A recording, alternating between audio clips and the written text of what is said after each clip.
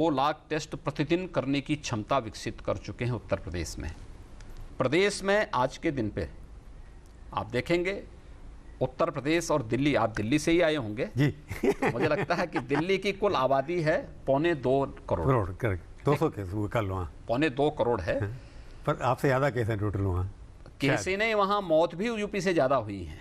वहाँ लगभग 11,000 के आसपास मौतें हुई हैं, यूपी में 8,000 के पर आसपास। हमारे मुख्यमंत्री तो आपको कह रहे थे, लाइसेंस दे रहे थे शुरू में तो। और तो मैं लाइसेंस ही हमेशा लाइसेंस ही लेते रहे, लाइसेंस ही देते रहे। हम लोग लाइसेंस भी नहीं लेते हैं, लाइसेंस देते लेसन भी दे रहे थे वो आपको, कैसे लेकिन संभालना है। इन लोगों का काम ही वही है, ये दोस्तों को लेसन पढ़ाते हैं लेकिन स्वयं पढ़ेंगे नहीं, स्वयं नहीं पढ़ेंगे। लेकिन मैं वही बोलना चाहता हूं कि दिल्ली राज्य, देश का हेल्थ इंफ्रास्ट्रक्चर का सर्वाधिक पैसा दिल्ली पे खर्च होता है।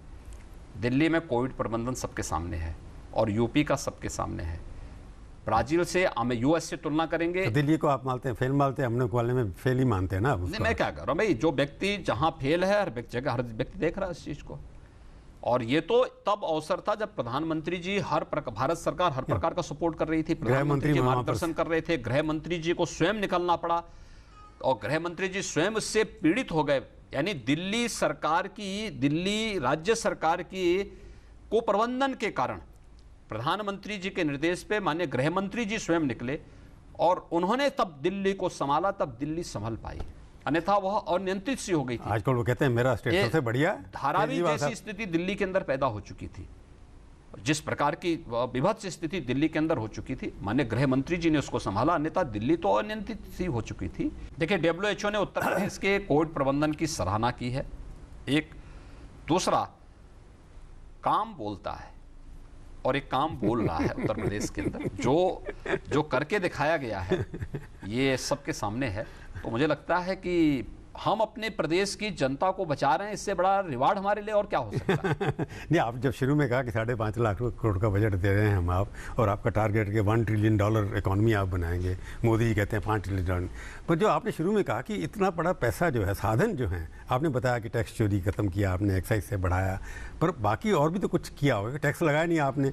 जो सेंट्रल की स्कीम है उसके ऊपर भी पैसा यहाँ पर आता है, उसका इम्प्लीमेंटेशन भी आपने ठीक किया होगा। पूरी ईमानदारी के साथ। देखिए, हमें राज्य सरकार को सबसे बड़ी मदद मिलती है सेंट्रल की स्कीम के साथ अपनी स्कीम को जोड़ना, अपना शेयर समय पे खर्च कर लें और स्कीम को समयबद्ध ढंग से आगे बढ़ा लें।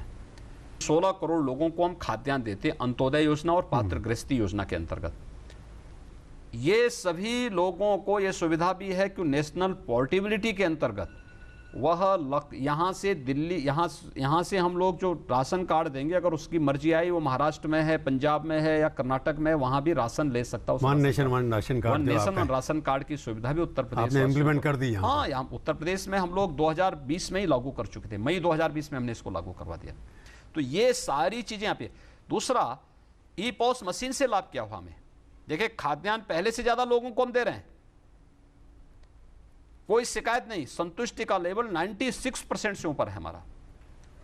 दूसरा एक बात लाभ और हुआ, टेक्नोलॉजी से हमने 1200 करोड़ रुपए प्रति वर्ष बचाए हैं, 1200 करोड़ रुपए की बचत भी, और यही है टेक्नोलॉजी का लाभ, एकदम ट्रांसपेरेंट। तो आपने जो हर असेसमेंट 1200 करोड़ रुपए की प्रति वर्ष बचत उत्तर प्रदेश खाद्यान्न योजना के माध्यम से कर रहा है, और ये है टेक्नोलॉजी की इसी ताकत को प्रधानमंत्री जी बार बार कहते हैं, और इसी टेक्नोलॉजी की ताकत को हमें समझना होगा।